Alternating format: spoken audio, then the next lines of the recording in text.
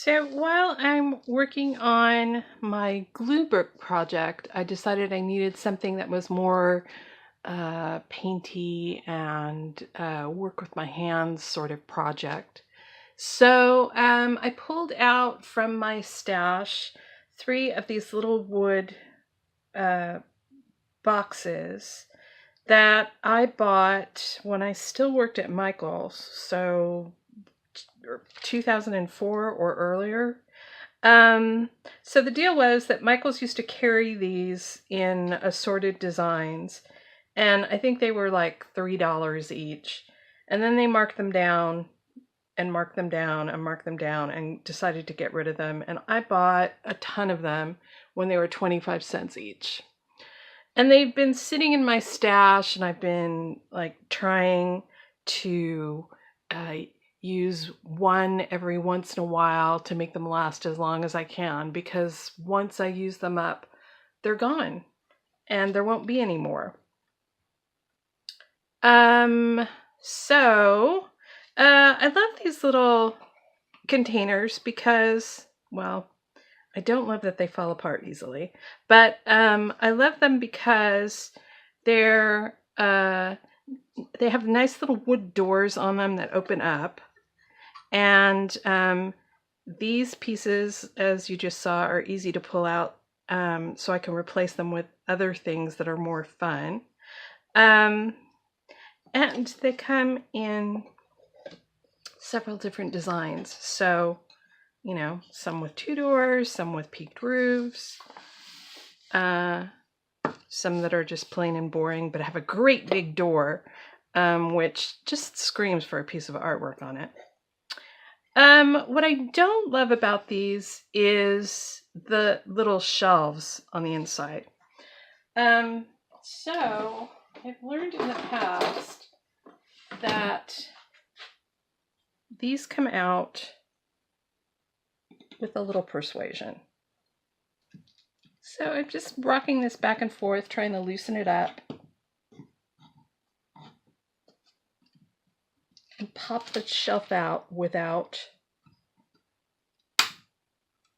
breaking the box it's connected to.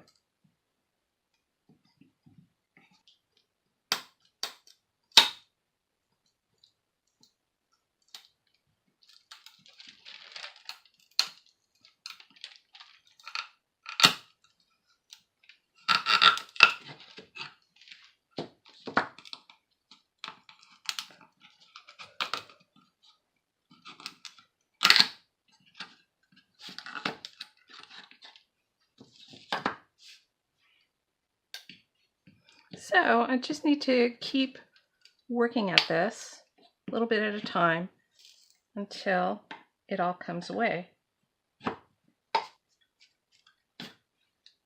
There. So that's a pretty smooth removal. There's a little piece right here that I probably want to get rid of, and some little shreds along the side, but that looks pretty good. Little sandpaper, little paint, it'll be fine. And you can see that because these were so inexpensive, they are not smooth by any means. They have lots of little nicks and dents and splinters hanging off, so they need a good sanding. Here are my 3 cabinets with their shelves removed, and this one came out pretty well. It's pretty clean along the sides and the back, but the other 2, the glue was really stubborn along that back wall, so there's still a little lumpy stuff going on along the back wall of both of these.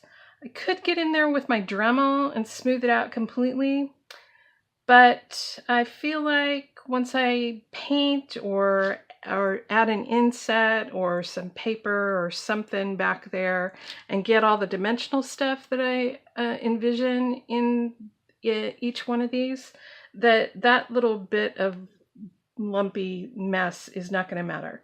So I'm not going to worry about it.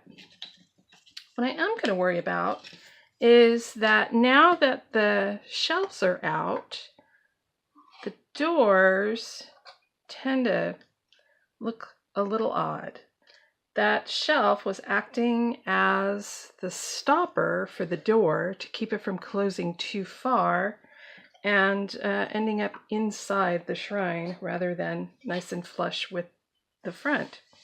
So I pulled a couple pieces of wood out of my stash. This is, that collection of craft wood that is in the wood aisle of most craft stores. Little pieces of square stuff and flat stuff. That's what that stuff is used for at my house. It's to act as spacers for projects like this. So I could do this. I think I have a piece that's smaller than this in my stash. I might pull that out because this is a bit much. I also hauled out some bamboo skewers because that looks pretty perfect and probably is just enough to keep this door from caving inward. And I think I'm going to try to just do it along the top and see if that's enough. Because at the top it's pretty unobtrusive, but at the bottom it sort of obscures the stuff that I'm going to be filling the shrine with, and it probably wouldn't bother anybody but me, but it will bother me. So if I can avoid it, I would like to do that. Here's one of the cabinets that I've already put the top and bottom spacers in.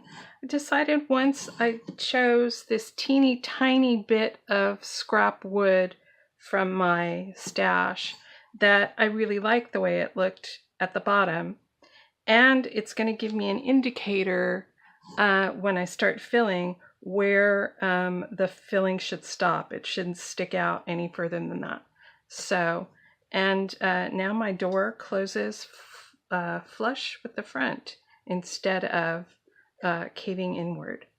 So I did that by using my handy little X-Acto miter box to cut a piece of this wood that's the right size to fit my opening. And it's not from side to side of the cabinet. It just needs to clear the doors. And then I added a little bit of glue. Just tacky glue. I have some Gorilla Glue in the other room, but I hate it. I've tried ever since I bought my first tube of Gorilla Glue when they were still testing the product to learn to love it. I hate it. It's awful. Doesn't dry clear. It gets all over everything. It dries too fast. And it's hard to get off your fingers. So now that this is all glued up, I'm just gonna press it onto the bottom, and I'm snugging it up against the back edge of this door, which gives me the right placement. But it would be good if my glue actually stuck.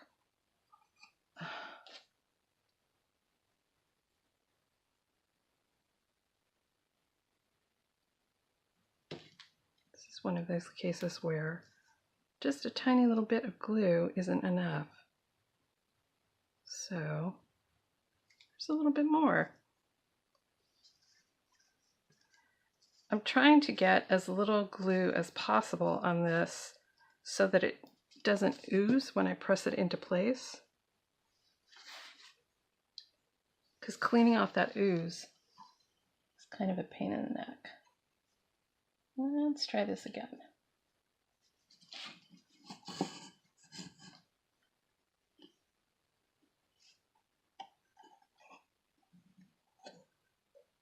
That's pretty good.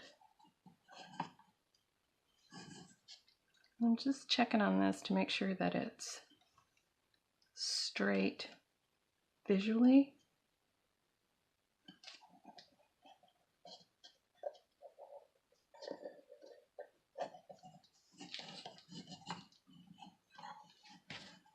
And you can see how much ooze there is once I get that pressed in place. It really doesn't take a lot of glue to stick this down. So all I have to do is let that dry. So here are my 3 cabinets with their new stoppers in them. And they all close pretty flush now. So now I think what I need to do is sanding and priming, and I think that's a whole different video.